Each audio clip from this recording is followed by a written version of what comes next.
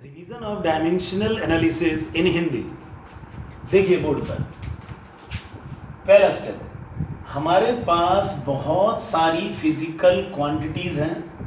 इस टेबल में मैं लिख रहा हूं फिजिकल क्वांटिटी, और यहां हम उसका लिखेंगे डायमेंशनल फार्मूला। ये डायमेंशनल फार्मूला कोड है। जैसे देखो, बहुत सारी फिजिकल क्वांटिटी हैं, mass, length, time, velocity, acceleration, force, work done, pressure, energy, kinetic energy, कुछ भी, इम्पल्स। तो ये सारी फिजिकल क्वांटिटी जिनकी यूनिट्स होती हैं, जैसे मास की यूनिट्स हैं किलोग्राम, ग्राम, तो हमने इनका कोड बनाया, उनका डायमेंशनल फार्मूला रखेंगे। जैसे आप कोड बनाते हो अपने दोस्तों का, टकलू आ रहा है तो आप समझ जाते हो कौन आ रहा है। ऐसे ही हमने मास का कोड बनाया, m स्क्वायर ब्रैकेट, तो इसे कहते हैं डायमेंशनल फार्मूला ऑफ मास। ऐसे ही लेंथ का डायमेंशन l, ये कोड है, ये डायमेंशंस हैं, इसे कहते हैं प्रिसाइजली डायमेंशनल फार्मूला। टाइम का t, अच्छा फिर वो कैसी भी लेंथ हो, ये समझो, कोई भी लेंथ हो, लेंथ मतलब जिसकी यूनिट मीटर, सेंटीमीटर, किलोमीटर हो। अभी कौन हो सकता है? Height, breadth, width, depth, distance, displacement, ये सब के सब लेंथ है। वेवलेंथ। तो इसका कोड है भाई, कोई भी लेंथ होगा उसको हम ऐसे लेंथ l स्क्वायर ब्रैकेट से लिखेंगे। चाहे वो डिस्टेंस है, वो भी लेंथ है, मीटर में होता है। रेडियस ऑफ सर्कल, अब रेडियस कौन होता है? डिस्टेंस होता है, लेंथ होता है। तो चाहे वो रेडियस हो, वेवलेंथ हो, हाइट हो, ऐसा डिस्टेंस, डिस्प्लेसमेंट हो, सबकी डायमेंशन आप ये लिखेंगे ना, जिसको मीटर, सेंटीमीटर, किलोमीटर में नाप सकते हैं, वो लेंथ है, उसकी डायमेंशन है। ऐसे ही टाइम कुछ भी हो, आर, मिनट, सेकंड, वो टी। फिर वेलोसिटी का फार्मूला आप जानते हैं, डिस्टेंस अपॉन टाइम, इसे कहते हैं लेमैन, और कहते हैं डिस्प्लेसमेंट अपॉन टाइम, इसे भी कहते हैं लेमैन। मोस्ट प्रिसाइज आगे आएगा, rate of change of displacement with respect to time. We write it like this, velocity vector is ds vector by dt। ये आगे आएगा। डायमेंशन में आपको क्या करना है, जो बेसिक फार्मूले हैं वो याद करने हैं, ताकि आपको फिजिकल क्वांटिटी का आइडिया हो और फार्मूलों का आइडिया हो। तो डिस्प्लेसमेंट अपॉन टाइम वेलोसिटी का फार्मूला, क्योंकि वेलोसिटी वेक्टर है इसलिए जनरली हम इसे डिस्प्लेसमेंट लिखते हैं। अच्छा, मैं इसे स्पीड लिख देता तो स्पीड को लिखना चाहिए डिस्टेंस अपॉन टाइम। तो डिस्प्लेसमेंट की डायमेंशन l, टाइम की t, तो ये हो जाएगा lt माइनस 1। ऐसे ही acceleration, velocity upon time, velocity की dimension lt minus 1 upon t, इधर ले जाओ ऊपर की तरफ, lt माइनस 2। अब ये कोई भी एक्सेलरेशन हो, चाहे ये एक्सेलरेशन ड्यू टू ग्रेविटी हो, यही डायमेंशन आएगी। फोर्स का फार्मूला मास इनटू एक्सेलरेशन, मास की डायमेंशन m, एक्सेलरेशन का lt माइनस 2। तो ये डायमेंशनल फार्मूला हो गया फोर्स का। अब ये फोर्स के कई नाम हैं, जैसे फोर्स को कहते हैं एक्शन, रिएक्शन, थ्रस्ट और weight, weight of the body मेन, और कहते हैं जो मोस्ट इंपॉर्टेंट है टेंशन इन द वायर या टेंशन इन द रोप। जो फोर्स आप किसी रस्सी को खींचने में लगाते हैं, वही फोर्स टेंशन की फॉर्म में कन्वर्ट होता है, वही टेंशन बनता है। समझ रहे? अच्छा, इसे कहते हैं पार्ट 1, इसे तो आपने रटना है, फार्मूले भी, डायमेंशन भी। फिर है पार्ट 2। अब आप जितने ज्यादा फार्मूले याद करोगे, फार्मूले याद करने से फायदा क्या, फिजिक्स में यूज होंगे एज वेल एज अपने डायमेंशन निकालने के काम आएंगे। जैसे अब तुम्हें फार्मूला याद है, work done is force into displacement या फोर्स इनटू डिस्टेंस, तो आप यहां डायमेंशन लिखो फोर्स की, डिस्टेंस की, वर्क की आ जाएगी। ऐसे ही pressure, force upon area, kinetic energy half mv square. अब ये इंपल्स है, आपके लिए नया है, याद करो, इंपल्स है, फोर्स इनटू टाइम। ऐसे ही आप अलग अलग फार्मूले याद करो। जैसे जैसे आप फार्मूले याद करेंगे, जैसे PV is equal to RT for 1 mole of substance, तो ये P कौन है? Pressure, V volume, R gas constant, T temperature. जैसे E is equal to H nu, इसे पढ़ते हैं NU न्यू, या HF, इसको कहते हैं फ्रीक्वेंसी। आप फ्रीक्वेंसी को न्यू से भी लिखते हो और F से भी लिखते हो। ये E कौन है? एनर्जी। अब कोई भी एनर्जी हो वो वर्कडन की फॉर्म की होती है, तो एनर्जी की डायमेंशन वर्कडन से आएगी। फ्रीक्वेंसी आपको याद होना चाहिए 1 टाइम पीरियड, तो आपको H प्लैंक कांस्टेंट की डायमेंशन मिलेगी। तो ऐसे आप धीरे धीरे सारे फार्मूले याद कर लो। फिर फार्मूले याद करने के साथ साथ इसकी एप्लीकेशन प्रैक्टिस करो। जैसे इसके फार्मूले जब आप याद करोगे तो आप डायमेंशन के क्वेश्चंस कर सकोगे। जैसे देखो, होमोजीनियटी प्रिंसिपल। अब इसके दो पार्ट हैं। एक पार्ट को तो हम कहते हैं टू चेक द करेक्टनेस।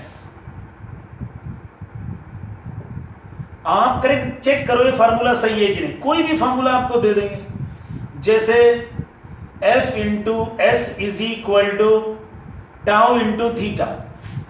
अब ये सारा डाटा है, ये फोर्स है, ये डिस्प्लेसमेंट है, ये टॉर्क है, ये एंगल है, इसे चेक करो। तो आपको फोर्स की डायमेंशन मालूम है mlt -2, डिस्प्लेसमेंट की मालूम है L। अब टॉर्क की मैं रिवीजन करा रहा हूं। टॉर्क के दो फार्मूले हैं, एक इसका नाम है मूवमेंट ऑफ फोर्स, कभी कभी इसे कपल करके भी बोल देंगे। कपल का मतलब होता है जब दो फोर्स लगते हैं और रोटेशन होता है, तो टॉर्क बोले, मूवमेंट ऑफ फोर्स बोले, कपल बोले। इसको लिखते हैं I इंटू अल्फा से, या इसे लिखते हैं force into perpendicular distance. I मतलब ये मैंने रोटेशन में सिखाया था आपको, angular rotational motion is equal to linear motion में।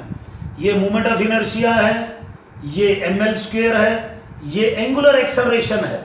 Angular acceleration angular velocity upon time, angular velocity होता है एंगल अपॉन टाइम। समझ रहे हैं? ये सारे फॉर्मूले याद होंगे, नहीं तो ये शॉर्टकट है, फोर्स इंटू डिस्टेंस। फोर्स का आप जानते हैं mlt -2, डिस्टेंस भी आप जानते हैं। सॉल्व करो, ये मैचिंग हो जाएगी, यानी ये करेक्ट है। फिर इसी का दूसरा पार्ट था S is equal to ut plus half at²। ये तीनों देखने में अलग अलग हैं, लेकिन क्योंकि इनके बीच में प्लस है तो ये तीनों एक जैसे होंगे। जैसे इंसान ही इंसान से डीलिंग कर सकता है, ऐसे ही डिस्टेंस को डिस्टेंस से ही ऐड कर सकते हैं। ऐसे ही chairs plus chairs is equal to chairs. So मान लीजिए ये आपको दिया है डिस्प्लेसमेंट, तो ये डिस्प्लेसमेंट है तो ये भी डिस्प्लेसमेंट आएगा, ये भी डिस्प्लेसमेंट आएगा। अब तीनों की डायमेंशन निकाल के देखो, ये भी लेंथ आएगा, ये भी लेंथ, ये भी लेंथ। तो होमोजेनिटी प्रिंसिपल माने किसी के बीच में प्लस माइनस साइन हो तो फ्रॉम डायमेंशंस हम ये कह सकते हैं तीनों की डायमेंशन इक्वल है या तीनों की आइडेंटिटी एक जैसी है, तभी प्लस माइनस कर पा रहे हैं। जैसे आप ये थोड़ी कर सकते हो chair plus table is equal to fan, ऐसे थोड़ी होता है। जैसे हम आपसे कहें इस रूम में 25 चेयर है, अब 25 चेयर में हमने 10 या 2 या 5 फैन जोड़ दिए, 25 चेयर हैं, 5 फैन जोड़ दिए। अब बताइए कितनी चेयर होगी? अरे चेयर और फैन थोड़ी ऐड होते हैं, चेयर में चेयर ऐड होंगी, ये समझना है होमोजेनिटी प्रिंसिपल। इसी के बेस पर हमने आपको एक क्वेश्चन सिखाए थे, x is equal to a plus bt minus ct²। ये x है डिस्टेंस, ये t है टाइम। अब बताइए ABC की क्या डायमेंशन होगी? ABC की डायमेंशन निकालने के लिए आप यहां लिखेंगे from homogeneity principle of dimension. क्योंकि इनके बीच में प्लस माइनस हो रहा है तो ये चारों के चारों जो देखने में अलग हैं पर आइडेंटिटी वाइज डायमेंशनली ये चारों बराबर हैं। तो आप ऐसे लिखेंगे फ्रॉम डायमेंशंस, सीधा ही कह देंगे x is equal to a, एक, फिर x is equal to bt। क्यों कहेंगे बता रहा हूं, x is equal to ct²। भाई पहली बात ये चारों बराबर हैं, आप किसी को किसी के बराबर रख लो, a को bt के बराबर रखो सेम आंसर आएगा, a is equal to ct² करो तो भी सेम आएगा। पर मैं x से क्यों ले रहा हूं? ये मेरी जान पहचान वाला है, ये x मेरा नॉन टू है। नॉन टू मतलब मैं जानता हूं इसकी डायमेंशन L है। अब मैं इसको इससे कंपेयर करूंगा, मुझे a सीधा मिल जाएगा। भाई जो नॉन टू होगा उसी से ही तो अननोन निकालूंगा। तो ऐसे फिर आपने काफी सारे क्वेश्चंस करे थे जिसमें 3 बातें ध्यान रखनी है। ओपन द ब्रैकेट, और क्रॉस मल्टीप्लाई और एलसीएम, ये तीन चीजें या तीनों या दो या एक करने से आपको हर न्यूमेरिकल की ऐसी इक्वेशन मिल जाएगी। फिर आप उसको सबको डायमेंशनली बराबर करें और अननोन एबीसी की या अल्फा बीटा गामा की डायमेंशन निकाल लें। एक लंबी गहरी सांस भरे। फिर हमने आपको एक और ट्रिक सिखाई थी ऐसे क्वेश्चंस की, जैसे a plus B upon C minus T है। अब आप चाहो तो इसे बड़े वाले मेथड से कर सकते हो। कैसे? जैसे अभी अभी मैंने बताया, आप क्या करें, देखो ये एक ब्रैकेट लगा लें, आप इसका एलसीएम लें, फिर क्रॉस मल्टीप्लाई करें, ओपन द ब्रैकेट करें, एक इक्वेशन आ जाएगी। इसी तरीके से करें। ये थोड़ा लेंथी है, तो इसके लिए हमें ट्रिक सिखाते हैं कि C में से टाइम माइनस हो रहा है। अगर C में से टाइम माइनस होगा तो दोनों एक जैसे होंगे ना भाई, टाइम में से टाइम माइनस हो सकता है, तो C की डायमेंशन टाइम की डायमेंशन के इक्वल होगी, यानी कि T। फिर उसके बाद आगे दोबारा स्टेप में लिखना है, पार्ट 2 में। लंबी गहरी सांस लें। फ्रॉम डायमेंशंस, ध्यान से देखना, a प्लस बी अपॉन, अब आपको पता चल गया ये टाइम है, ये भी टाइम है, ये थोड़ा बड़ा ज्यादा वैल्यू है, जैसे मान लीजिए 100 सेकेंड, ये छोटा है 20 सेकेंड, 100 माइनस 20 करो तो 80 सेकेंड आएगा। अब 80 की कोई डायमेंशन नहीं होती, तो हम इसे ऐसा कहते हैं, टाइम में से टाइम माइनस होगा तो टाइम बचेगा। जैसे चेयर माइनस चेयर, चेयर ही बचेंगी, तो we write it time minus time time, तो अब ये इक्वेशन सॉल्व हो जाएगी। अब ये आप कह सकते हैं डायमेंशनली ये तीनों इक्वल हैं, x को a के बराबर करो, फिर x को इसके बराबर करो, ऐसे सारे न्यूमेरिकल कर सकते हैं। एक और लंबी गहरी सांस भरिए। फिर टू डिराइव न्यू फार्मूला में आप क्या करते थे, इसमें आपको तीन चीजें दी जाती हैं, कोई भी तीन, और एक पे वो शायद डिपेंड करता है, बोलते हैं या नहीं करता। देखो जैसे मैं आपको सिखाता हूं, फोर्स, जैसे ये फोर्स है, ये फोर्स तीन चीजों पे डिपेंड करता है। एक कोफिशिएंट ऑफ विस्कोसिटी, दूसरा रेडियस, और तीसरा वेलोसिटी। इनके सिंबल्स ये दे रखे हैं, इसे पढ़ते हैं ईटा, ये रेडियस और ये वेलोसिटी। अब इसे डिराइव करना है, कैसे करेंगे? तरीका है कुछ भी हो, फोर्स डायरेक्टली टू तीनों के अननोन पावर मान लें, A B C P Q R या एक्स वाई जेड। ये तीन कांस्टेंट हैं जो हमें आंसर बताएंगे फाइनली फार्मूला कैसे है। फिर क्या करते हैं, इसको हटाते हैं, एक डायमेंशनलेस कांस्टेंट लगाते हैं। ये डायमेंशनलेस कांस्टेंट इसलिए लगाते हैं कि अब डायमेंशन की प्रॉब्लम है, वो कांस्टेंट बता नहीं सकता, पर हो सकता है कांस्टेंट बना है, कभी कुछ है। फिर LHS dimension RHS dimension equal करते हैं, आप सॉल्व कर सकते हैं। इसके बाद पावर कंपेयर करते हैं और यही इस जगह पे पुट करते हैं, ये आसान वाले हैं। फिर एक लंबी गहरी सांस भरें। कन्वर्जन वाले में क्या करते हैं, कन्वर्जन वाले में आप एक टेबल बना लें, क्वेश्चन को ध्यान से पढ़ें। कुछ तो आपको गिवन सिस्टम होता है भाई, एक सिस्टम गिवन होगा, उसे कह दें फर्स्ट सिस्टम।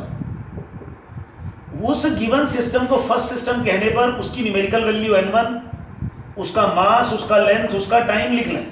जैसे हमने आपसे कहा 100 joule of energy in MKS, ये बोला, तो ये गिवन है आपको।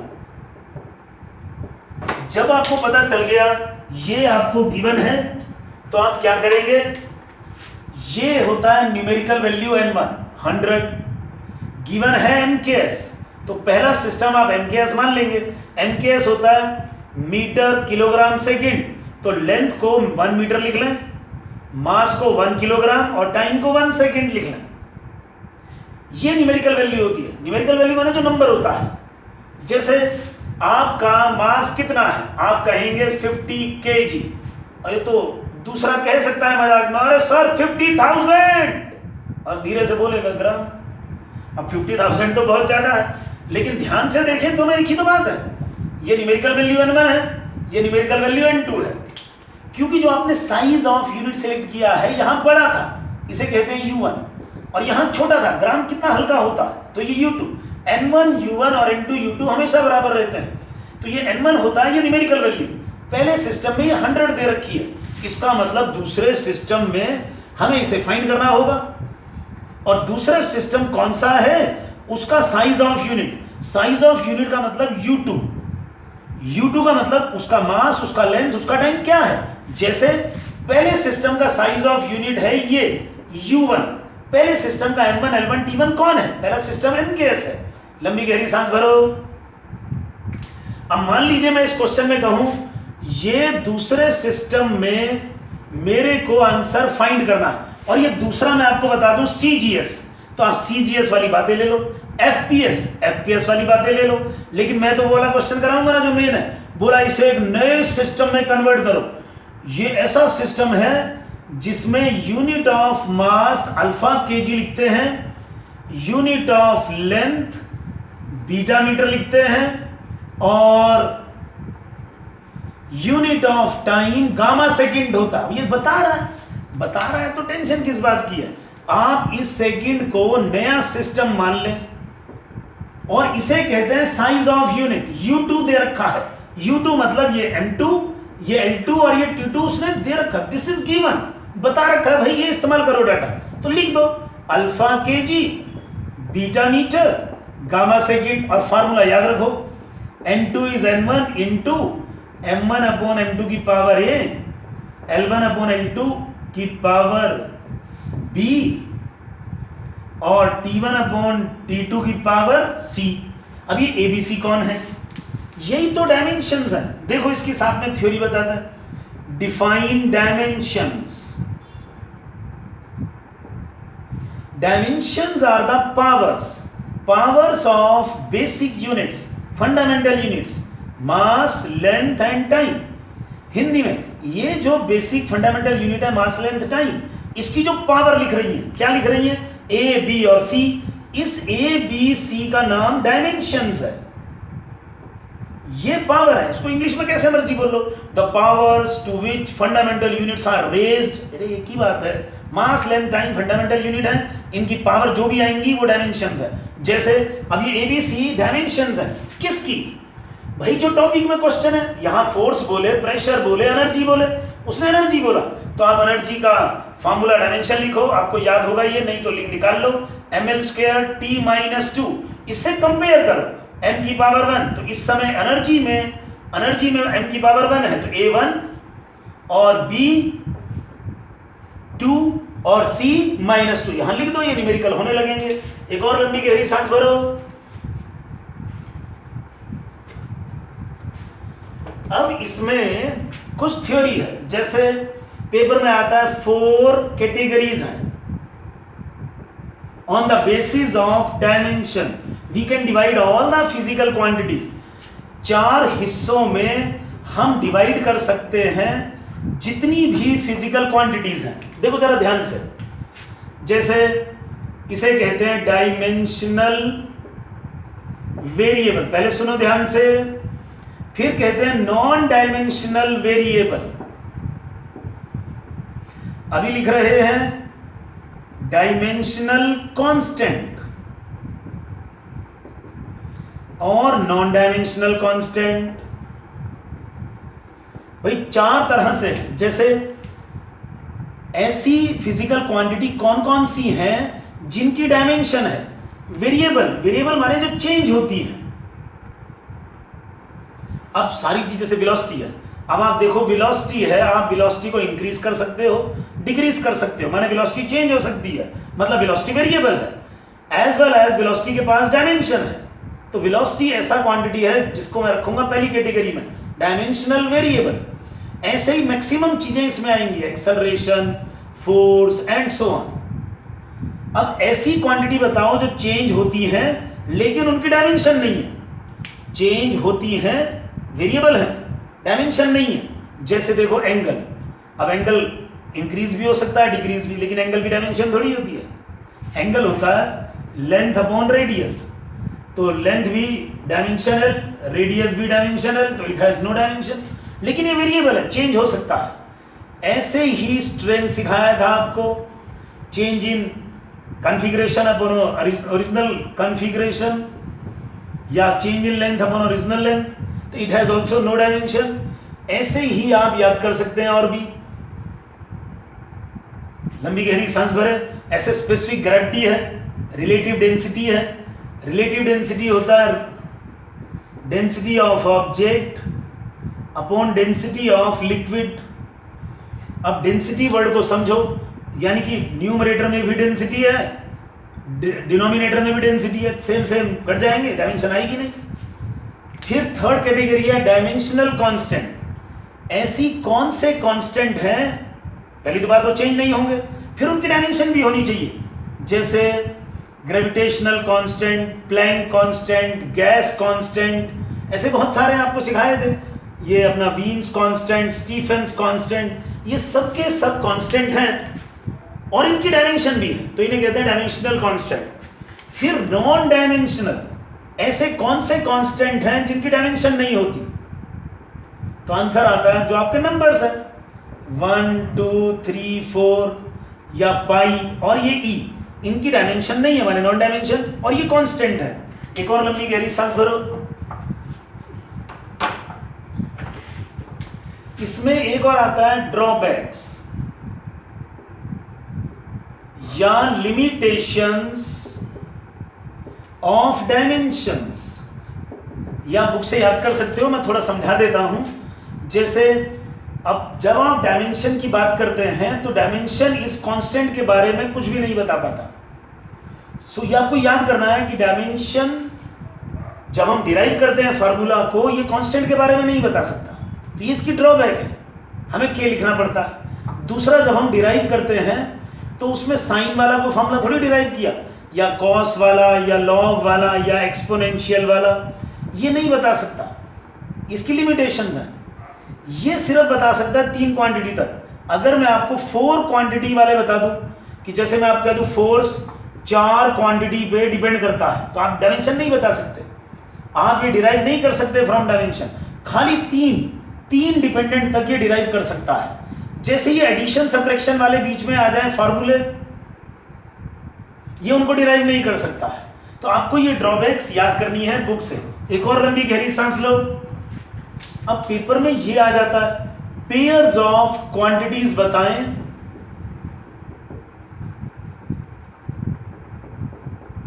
Having same dimensions. तो ये आप ढंग से लर्न कर लें जिन जिनकी सेम डायमेंशन है, जैसे torque, work done, pressure, stress. देखो प्रेशर स्ट्रेस की सेम है, टॉर्क वर्क डन की सेम है, एनर्जी की सेम है, समझ रहे हैं ना। ये आपको ढंग से याद कर लेना है। जैसे आपको एक बताते हैं, ये देखो E = h न्यू, ये आपको प्लैंक कांस्टेंट की डायमेंशन बताते हैं, E/न्यू। E कौन? एनर्जी, ml² T-2, फ्रीक्वेंसी का T-1, तो प्लैंक्स कांस्टेंट की डायमेंशन आएगी ml², इसको ऊपर ले जाओ तो ये -1 का +1, तो T⁻⁻1। जैसे यहां देखो एंगुलर मोमेंटम, एंगुलर मोमेंटम को कहते हैं MER, तो मास की m, वेलोसिटी की L_T-1, डिस्टेंस की L, तो क्या आ रहा है ml² T-1। मैचिंग देखो, तो पेपर में आता है ये जो अपना प्लैंक कांस्टेंट है इसकी डायमेंशन किससे मैच होती है, तो याद रखें एंगुलर मोमेंटम। Got it?